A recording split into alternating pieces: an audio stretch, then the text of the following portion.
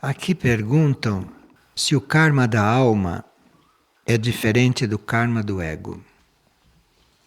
Essa expressão karma da alma não é muito aceita por gente esotérica, mas existe. Talvez não se possa dar este nome porque karma é uma palavra muito material e a alma não está num plano tão material. Mas a alma também tem as suas leis de causa e de efeito. Então, nós chamaríamos de karma do ego esta lei de causa e efeito nos nossos níveis mais materiais, no nosso nível etérico-físico, no nosso nível emotivo e no nosso nível mental. Isto é, o retorno daquilo que nós fazemos nesses três níveis materiais e o equilíbrio das nossas ações nesses três níveis. E isto é o karma do ego. O karma do ego, em grande parte, é o karma daquele conjunto de situações que ele criou naquela encarnação. Embora nos corpos e no ego também esteja embutido o karma de corpos e de encarnações anteriores, mas o karma do ego é mais perceptível, é mais visível. Você pode trabalhar o karma dos corpos, trabalhar o karma da personalidade, de forma até racional. Mas aquilo que está na alma, para ser harmonizado e para ser trabalhado, é um pouco a síntese de todas as vidas, de todas as atividades nas vidas. Existe também um equilíbrio a fazer, mas é um equilíbrio num plano que não é tão material. São coisas que já foram assimiladas pela alma, então que formam dentro da alma uma necessidade de equilíbrio. E o karma da alma pode já estar mais ligado ao karma dos planetas para onde ela passou. O karma da alma pode estar ligada pelas épocas nas quais ela deu contribuição, mas não é uma coisa muito perceptível isto. Isto não é uma coisa que com a mente você consiga localizar. É mais sutil, isso está num outro plano. É uma necessidade de equilíbrio que não se resolve com fatos nem com situações, como se resolve o equilíbrio kármico material. Um corpo fica doente e durante uma doença ele vai purificar muitas coisas. Isto é evidente, é muito evidente. Quando acontece uma purificação da alma, não é assim tão claro.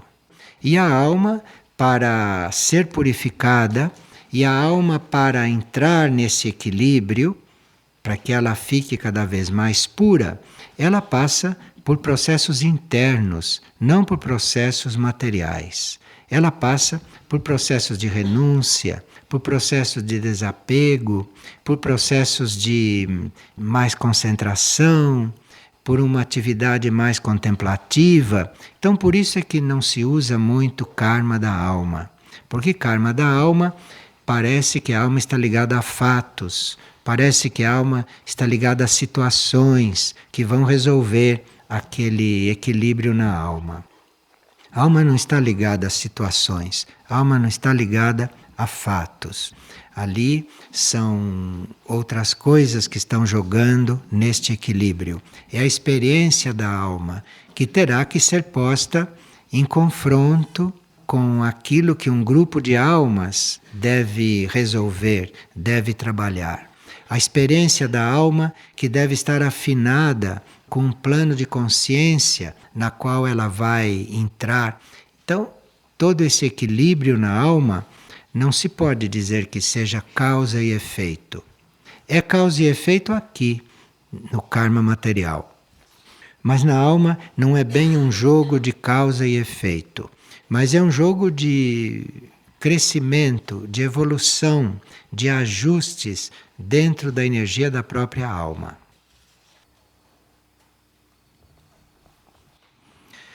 Aqui uma pessoa está sentindo um medo estranho. Ela diz que é como se ela estivesse sendo tomada por um medo e vai se sentindo cada vez mais desprotegida. Precisa não prestar atenção a isto e se coligar com o seu núcleo interno, se coligar com a hierarquia, se coligar com um ponto de vista superior. Há certos estados, há certas situações que nós criamos em vidas passadas e que ficam na periferia da nossa alma. Então, todos esses estados, muito incômodos como este, são estados desenvolvidos em vidas passadas e que ficam em volta do corpo da alma, do corpo causal. Então, qualquer incômodo deste não faz parte da nossa alma, não faz parte da nossa estrutura interna. Isto são coisas de vidas passadas, crimes que nós cometemos e que aí karmicamente herdamos o medo de quem foi, entende? Coisas que foram feitas por nós e que karmicamente ficaram na periferia da alma. E como há um desenvolvimento interno na alma, como há uma evolução interna na alma, a alma tende a deixar que a personalidade atual focalize e resolva karmicamente aquelas coisas passadas. Então está havendo um desenvolvimento dentro da alma. Mas, numa vida passada, aquela criatura criou medo em alguém. Então, a própria organização da alma faz aquele medo ser projetado sobre a personalidade, para que a personalidade experimente aquilo que ela fez. E no experimentar aquilo que ela fez, dependendo da atitude que ela toma, se ela se volta ao passado ou se ela se centra, ela resolve aquilo. Então isto não são coisas que a alma tem que resolver. Isto são débitos do ego. Isto são débitos da parte externa. Isto são débitos da personalidade. A personalidade é que passa por isso. E quando é resolvida uma coisa desta, se há outros débitos da personalidade, a alma focaliza um outro e projeta isto. Isto é um processo fora da alma. Ninguém tem medo na alma. E outros problemas na alma. Não são problemas da alma isto. Isto são coisas kármicas dos veículos, dos corpos, dos egos que retornam, que não puderam ser transformados pela alma. Não puderam penetrar na alma. Porque muitas coisas que nós fizemos e que era fora da lei, a alma, no seu desenvolvimento, conseguiu transmutar, conseguiu absorver, conseguiu transformar. Mas certas coisas são inaceitáveis. Então isto fica na periferia. E a alma focaliza isto, e aí na escolha do ego diante daquilo a coisa se resolve. Eu estou com esses medos que eu não sei o que é, isto são coisas passadas que eu fiz que voltaram. Bom, mas eu não vou lidar com isto. Eu vou lidar com o meu centro. Eu vou cuidar da minha essência. Vou cuidar daquilo que eu sou. Então, se esta decisão é tomada pelo ego, pela mente, pela personalidade, se ela opta por não ficar nesta periferia doente, mas para ela entrar lá no seu centro, onde existe a essência dela, aquilo que ela tem de melhor como alma, se ela opta por isto, se ela tira a atenção daquilo, aquilo se desprende, aquilo se desintegra, porque não tem mais força para continuar. Então o karma de certas coisas nós equilibramos assim, sentindo que aquela coisa voltou, mas aquela coisa vai se desprender, não é você lidando com aquilo. Aquela coisa vai se desprender, você se voltando para a sua parte interna, para a sua parte essencial, porque ali aquilo não vai ter mais aonde se prender. Aquilo não vai ter mais aonde se segurar. Então aquilo vai ser desintegrado. Essas perguntas têm aqui no pensamento do dia uma resposta bem direta e bem simples. Obedeçamos aos desígnios do nosso eu interno e estaremos seguros. Oremos, pois assim nos fortaleceremos. Quando a gente vai se sentindo enfraquecido, entre em oração. Procure, descubra a própria forma de orar, a própria forma de pedir ajuda, a própria forma de se conectar com esta força interior. É a oração esse caminho. Tem certas coisas, sabe, que ninguém pode fazer por nós. Se o corpo está fraco, se há uma fraqueza, pode-se dar um alimento, um reforço, um remédio, uma vitamina, mas essa coisa interna, esta coisa interior, o indivíduo tem que assumir. Porque isto é ele, isto é dele, só ele pode fazer.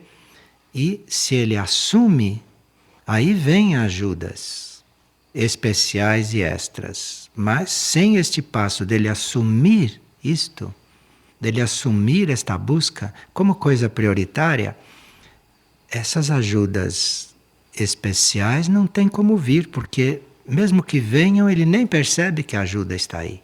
A ajuda está sempre aí. Mas ele precisa sintonizar com isto para perceber que isso está aí. Então ele precisa realmente querer se transformar. Não se prender a nada do que ele é.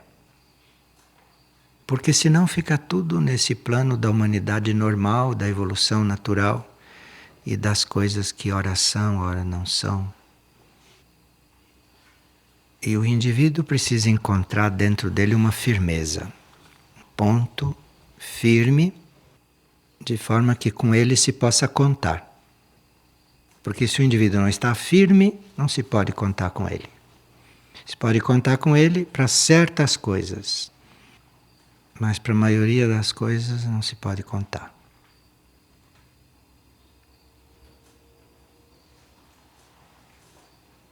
E aqui uma pessoa que está interessada em cura e começando a trabalhar neste campo, ela está talvez se achando um pouco limitada e está querendo saber se, apesar dela, estas coisas poderão acontecer através dela nos tratamentos. Muito importante para quem está vivendo essa experiência de trabalhar com cura é a humildade. Isto é o principal. Não é em que ponto a pessoa está, nem se a pessoa é imperfeita, nem se a pessoa tem defeitos, porque ele quer saber também se ele tem a mão obstruída, pesada, que não possa passar a energia que tem que passar. Enfim, é uma pessoa que está muito atenta ao seu ponto evolutivo, mais do que é necessário, e está começando a perturbar todo o processo que está sendo construído dentro dele por causa dessa preocupação, que é uma coisa do ego, que é uma coisa da personalidade. Porque se o plano colocou um indivíduo nesta tarefa, o plano está computando o estado daquele indivíduo, está computando o ponto evolutivo daquele indivíduo, o que ele é nos corpos dele. Porque enquanto ele cumpre aquele plano, enquanto ele está nesta tarefa, a situação dele vai começando a mudar. Então, à medida que nós servimos de instrumento para curar os outros, nós vamos sendo curados. Então, há muitos seres que necessitam de muitos tipos de cura em vários níveis, e são colocados a ser instrumentos de cura para outros. E é um assunto que o plano evolutivo organiza com sabedoria. Não é que o indivíduo não deva trabalhar porque ele não é perfeito, porque eu não sei quem é perfeito. Padre Pio, que era o que era, ele se achava muito imperfeito. Eu não sei realmente quem é perfeito. Agora, tem certas situações kármicas que para ele poder ser curado das coisas dele, ele precisa ser instrumento para que outros sejam curados por sua vez. Nesses trabalhos com energia, o mais importante é que o indivíduo seja humilde. Isto é a coisa mais importante. Ser humilde quer dizer, é o indivíduo ter consciência que não é ele que está fazendo, que não é ele que está sabendo e que não é ele o responsável pela cura que está acontecendo ali. Esta humildade é a coisa principal para a energia da cura. A energia da cura fica muito limitada, a sua fluência fica muito limitada através dos canais por onde ela passa, quando não há humildade. Porque quando não há humildade, a energia da cura que vai passando pelos canais vai sendo agregada de toda a impureza daqueles canais, até das qualidades daquele canal, que diante da energia da cura pura é uma coisa impura.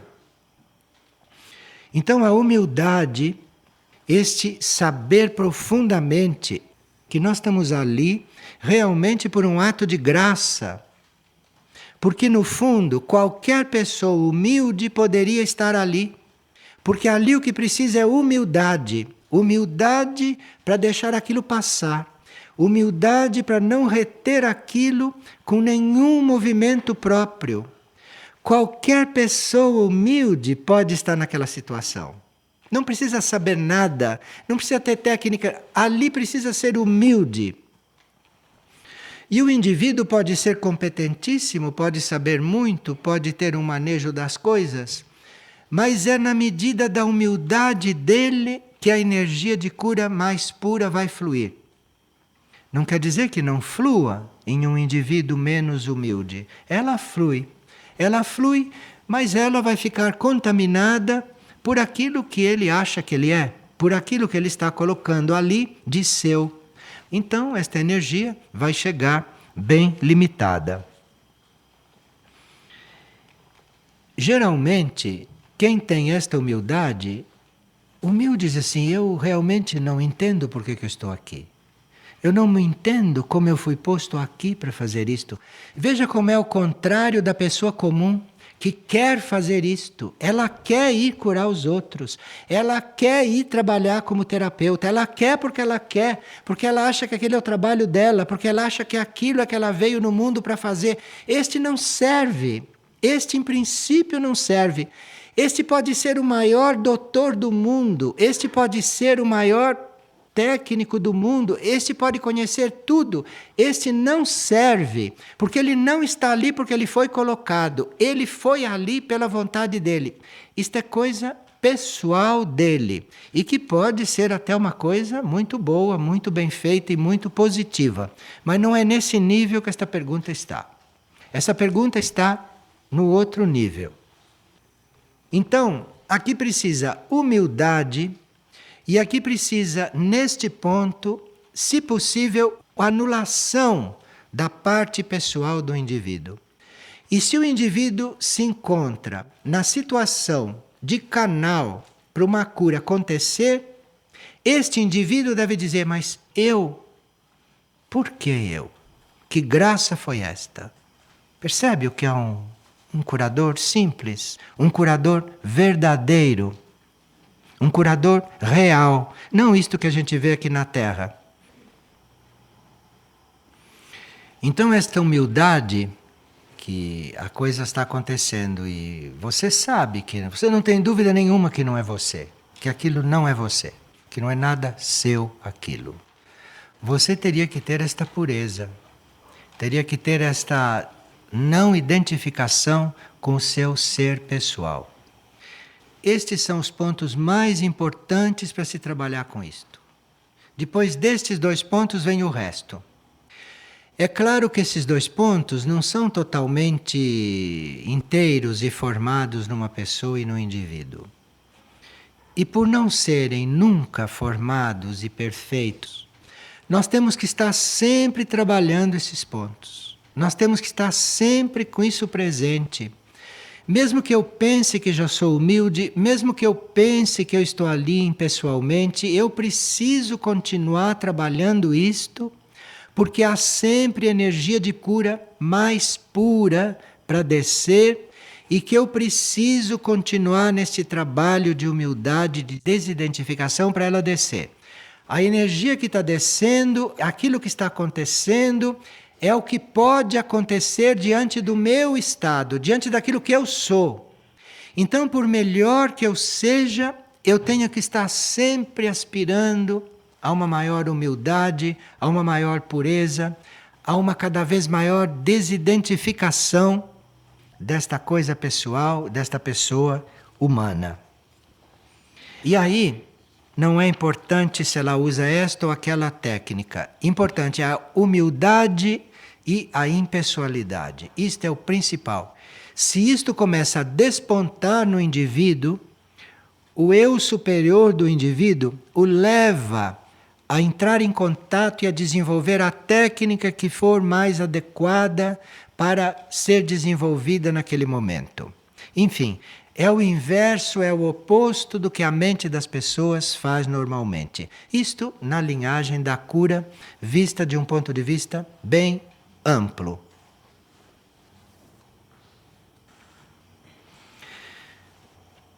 Uma pessoa está perguntando o que é misericórdia e o que é compaixão. Qual é a diferença entre estas duas coisas?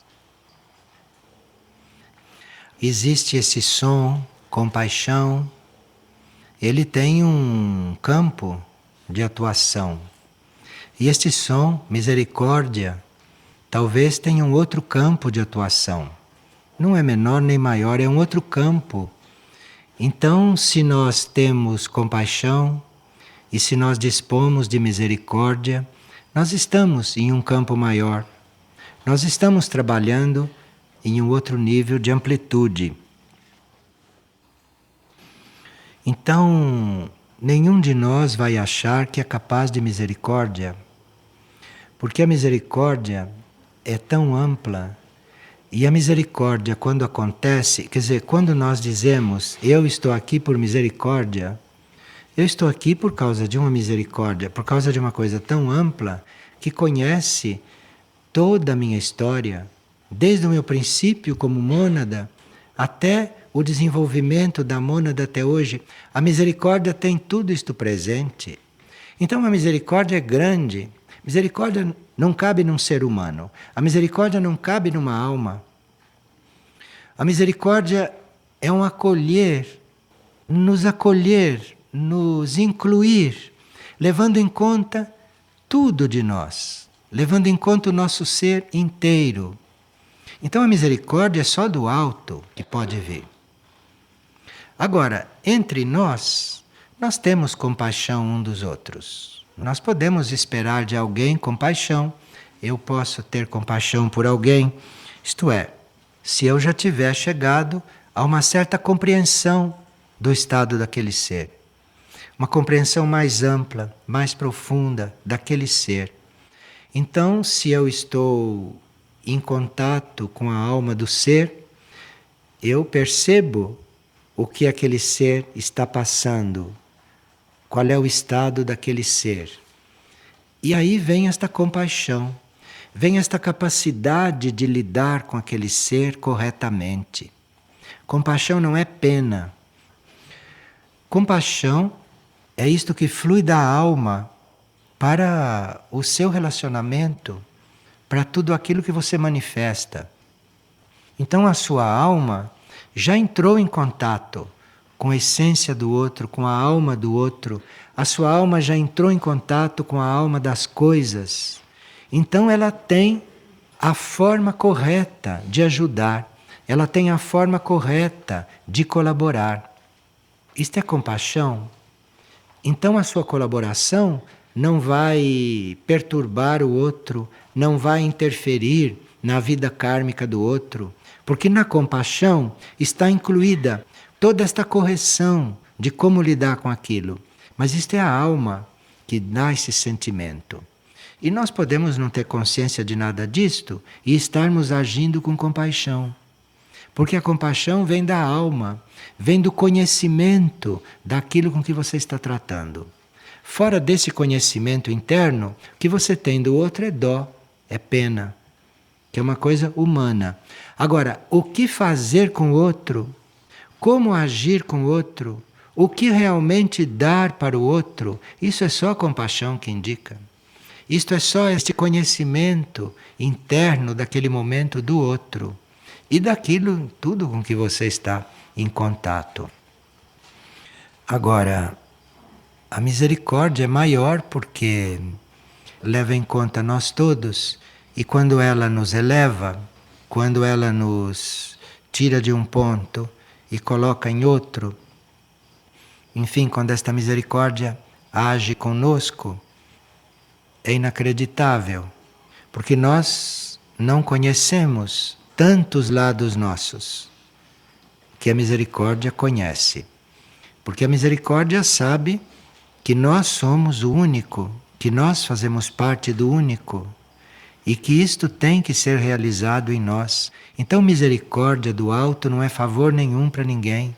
A misericórdia é a própria essência do alto, é a própria essência disto que está acima de nós. Isto é sempre misericordioso. E quando nos põe em algum lugar, e quando nos coloca numa situação, podem acreditar que a misericórdia foi muito ampla porque podia ter sido muito pior. E por misericórdia não foi. E essa misericórdia você começa a perceber quando agradece por tudo. Isto é assim, eu internamente estou agradecido.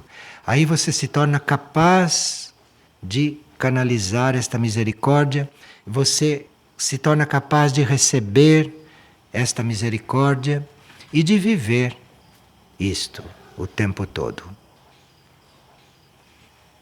Uma pessoa gostaria de saber como orientar os filhos, as crianças e os adolescentes sobre as transformações planetárias e espirituais que acontecerão.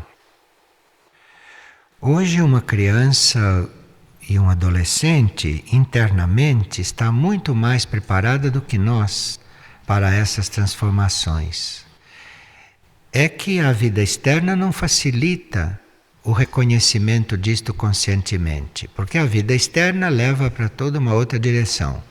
Mas o indivíduo internamente está muito mais atualizado do que nós, que passamos por esta fase de nascimento físico antes.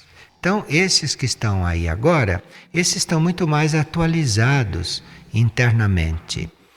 Seria necessário que nós estivéssemos buscando um contato interno com eles, eventualmente para aprendermos certas coisas deles, que nós ainda não aprendemos. Então, estar diante de uma criança, ou estar diante de um adolescente, como um aluno dele, isto pode endireitar muito as coisas. E uma outra pessoa está perguntando como ela faz para adormecer corretamente e para se pôr à disposição das instruções que ela pode receber neste plano.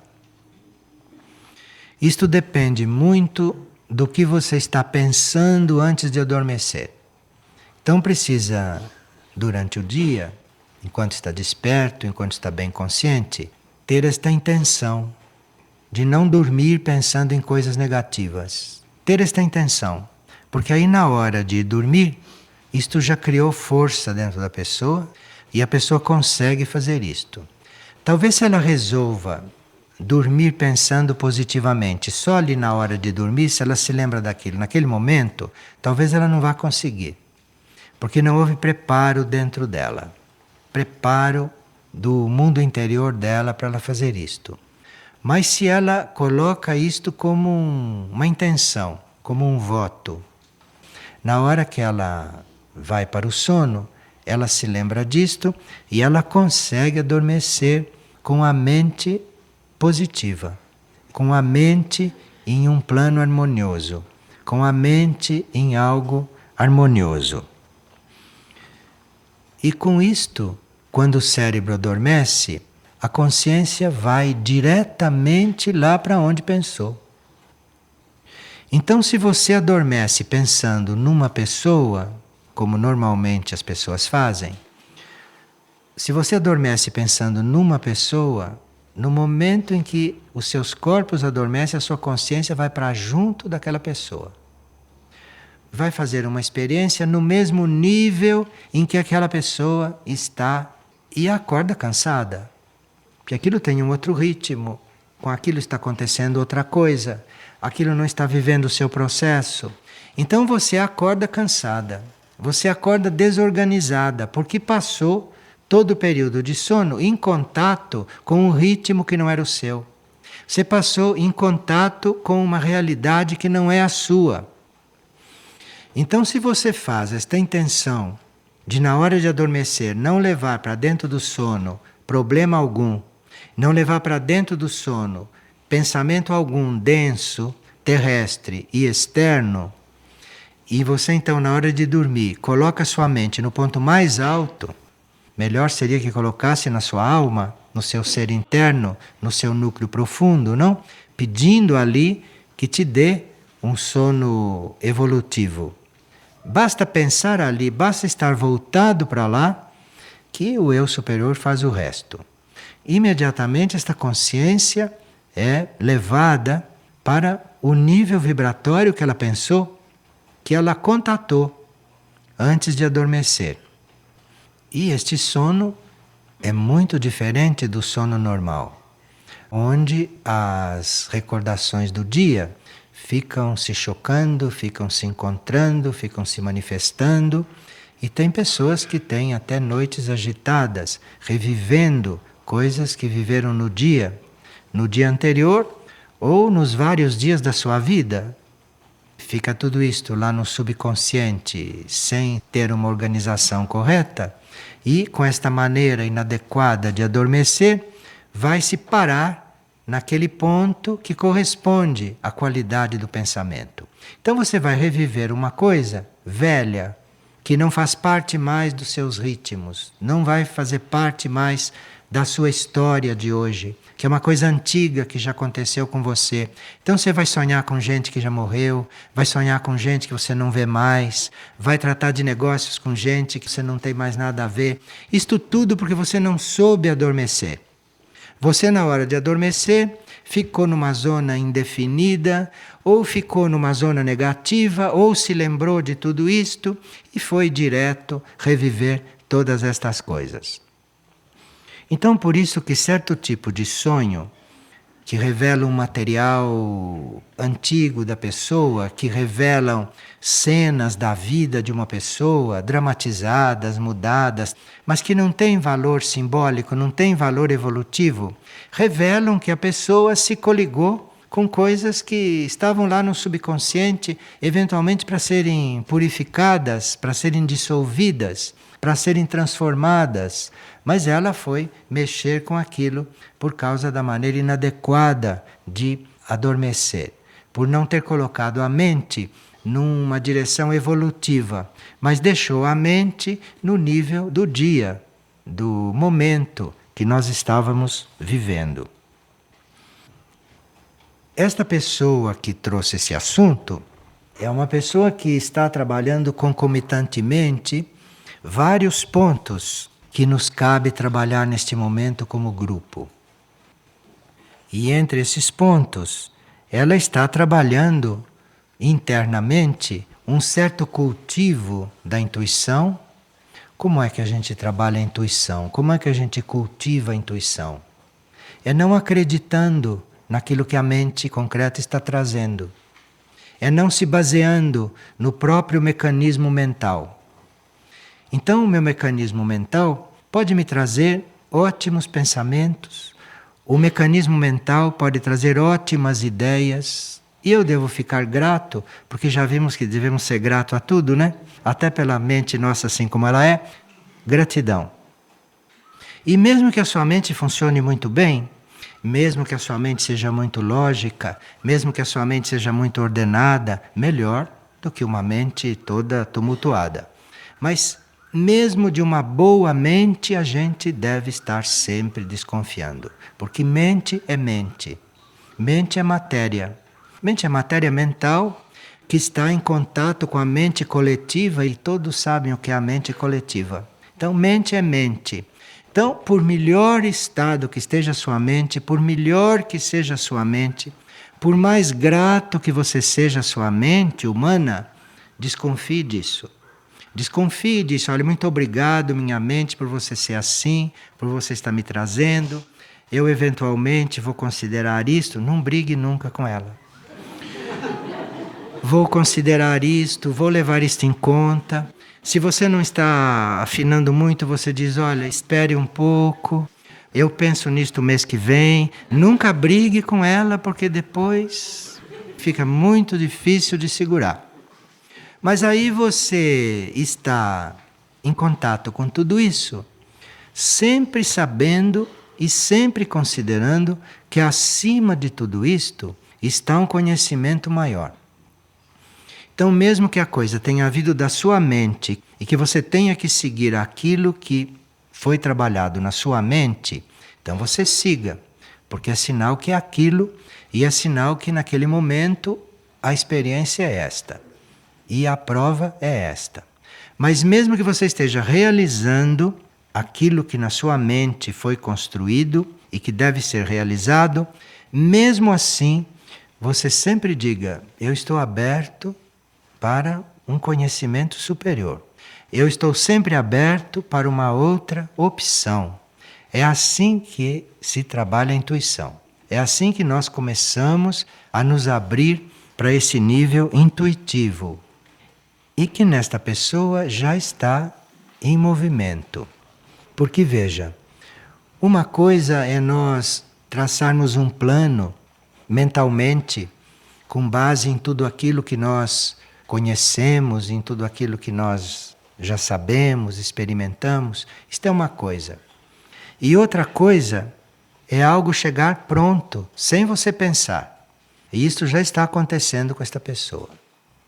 E não tem como se duvidar disto quando isto chega, porque você já tinha iniciado um relacionamento com a intuição. Mas aqui ela diz,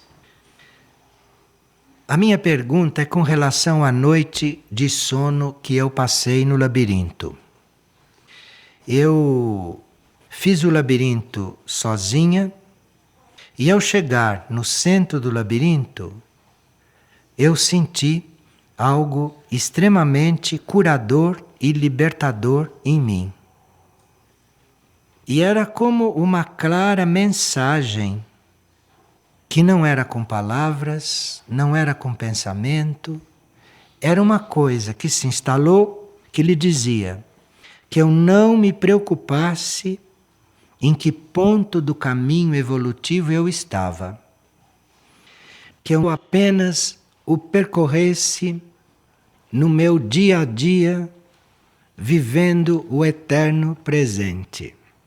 Isto eu acho que é uma coisa para nós todos realmente. E ali, a energia que estava no labirinto mandou isso para nós todos.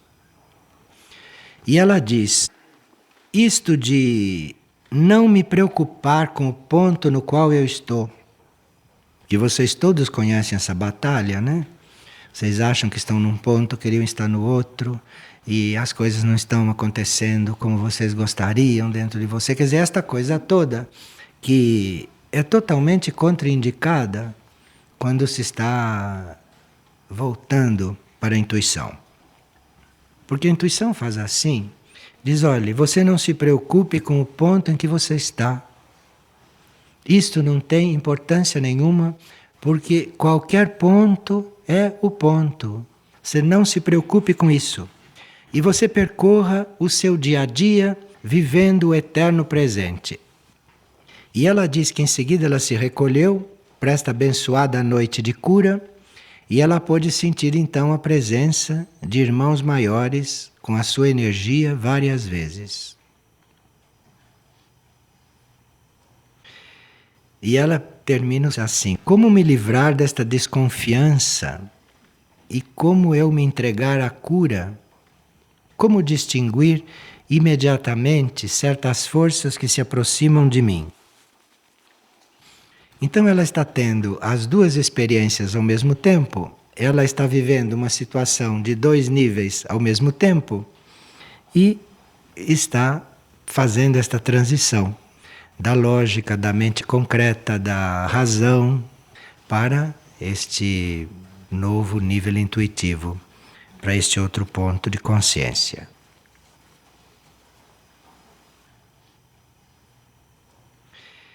Uma pessoa está perguntando se no nosso processo de ascese, no nosso processo de elevação, se o nosso corpo físico também vai se sutilizando, se ele também vai se tornando mais sutil. Ou se ele necessariamente continua como está. O material físico nem sempre é muito maleável e flexível à sutilização da consciência. Há corpos físicos que podem se sutilizar mais do que os outros. Mas o importante não é que a gente veja a sutilização do material físico. O importante é que o material físico deixe passar o espírito. Isto que é importante. Porque o físico, o material físico, pode já estar disciplinado, pode já estar num bom nível de ordem, enfim, num bom nível de controle dos seus próprios movimentos, pode ser permeável à energia do espírito. Isto é que é importante, dentro do serviço que se deve prestar aqui encarnados. Que nós estamos num corpo que deixa passar, numa certa proporção, a energia do espírito. Ele transmite no plano físico esta energia. Isto é que é importante. Não é se ele fica sutil, se ele muda. Isto não é importante. Isto depende da natureza dos seus átomos, enfim, depende da sua constituição. E algumas pessoas neste período estão sonhando que estão atravessando portas, atravessando umbrais. E aqui uma pessoa sonhou que estava diante de uma porta de vidro. Era um vidro duplo, transparente, não era um vidro comum. A mente dela lhe disse que isto quer dizer que ela ia desencarnar, que ela ia passar para o outro lado. E que ela não veio aqui para desencarnar. Aí teve esse sonho aqui. Não, isto pode não querer dizer que você vai. Bom, se você desencarnar aqui, nós faremos o funeral. Mas isto não quer dizer que você vai desencarnar. Isto está com jeito de ser uma etapa que você vai transcender. Você vai entrar por uma porta. E se é uma porta de vidro, provavelmente é uma etapa mental que você vai transcender. Você vai entrar numa outra etapa mental. Quando é uma porta mais espessa, quanto mais espessa é a porta, é uma passagem num plano mais material. Mas uma porta de vidro é uma das portas mais tênues que possa ser. Então aí deve ser alguma passagem em algum subnível mental, que quem sabe se começou com esta partilha, né? Vamos ver. Mas não é desencarne, não.